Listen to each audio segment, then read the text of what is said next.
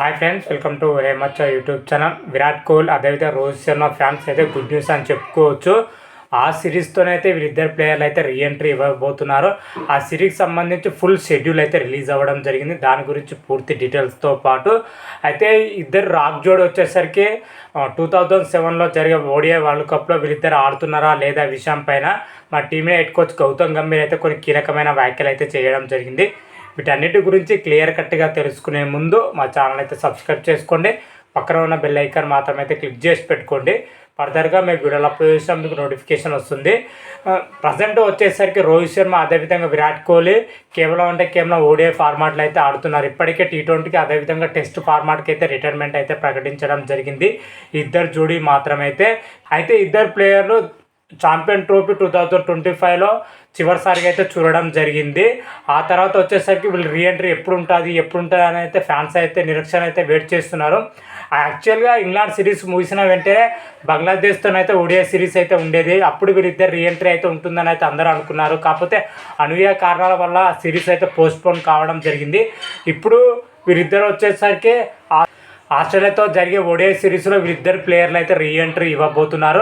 అయితే ఆస్ట్రేలియాతో జరిగే ODI series ఎప్పుడు ఉంది, పర్టికులర్ డేట్స్ ఎక్కడున్నాయి, ఏ పిచ్ పైన ఈ ఓడిఐ సిరీస్ జరుగుతున్నాయి అనే విషయాల గురించి పూర్తి అప్డేట్ అయితే రావడం జరిగింది. దాని గురించి పూర్తి డీటెయిల్స్ అయితే తెలుసుకుందాం. ఆస్ట్రేలియాతో జరిగే 3 మ్యాచ్ల ఓడిఐ సిరీస్ వచ్చేసరికి అక్టోబర్ 19 నుంచి అయితే ప్రారంభం కాబోతుంది. ఈ సిరీస్లోనే వీరిద్దరు రీఎంట్రీ అయితే ఉంటుంది. మొదటి ఓడిఐ వచ్చేసరికి పెర్త్ వేదిక అయితే జరుగుతుంది అక్టోబర్ 19న. సెకండ్ ఓడిఐ వచ్చేసరికి అక్టోబర్ 23న అడిలైడ్ వేదిక అయితే జరుగుతుంది.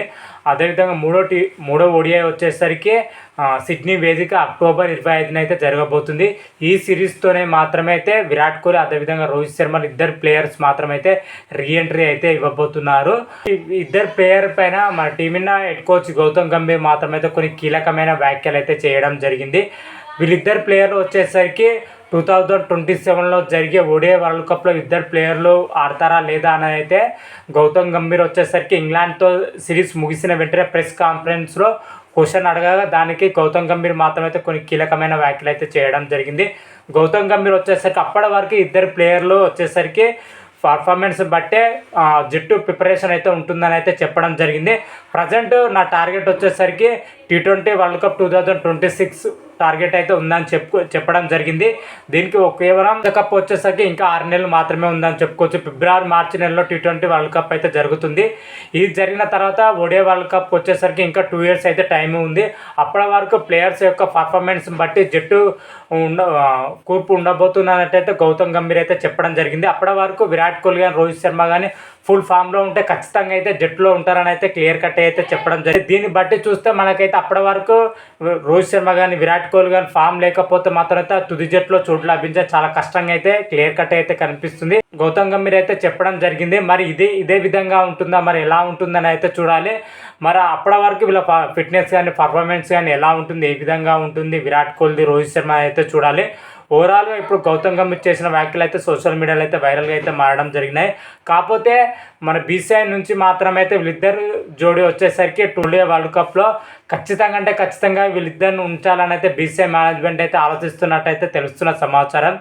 దీనిపైన క్లారిటీ రావాలంటే ఇంకా చాలా రోజులు అయితే వెయిట్ చేయాల్సింది. దాదాపు ఇంకా 2 ఇయర్స్ అయితే టైం అయితే ఉంది ప్రపంచ కప్కు మాత్రం. అయితే అప్పటిలోపు ఏదైనా జరగవచ్చు. మరి చూద్దాం. దీనిపైన ఏదైనా అప్డేట్ రాగానే అయితే మరొక వీడియో చేసి అయితే అప్లోడ్ చేస్తాను. అంతవరకు మీకు ఈ వీడియో కానీ నచ్చినట్టయితే లైక్ చేయండి, షేర్ చేయండి. మరిన్ని వీడియోల కోసం అయితే మా ఛానల్ అయితే సబ్స్క్రైబ్ చేసుకోండి. పక్కన ఉన్న బెల్ ఐకాన్ మాత్రం అయితే క్లిక్ చేసి పెట్టుకోండి. ఫర్దర్గా మీ వీడియోలు అప్లోడ్ చేస్తాం మీకు నోటిఫికేషన్ వస్తుంది. హర హర మహాదేవ్ శంభో శంకర. Thank you.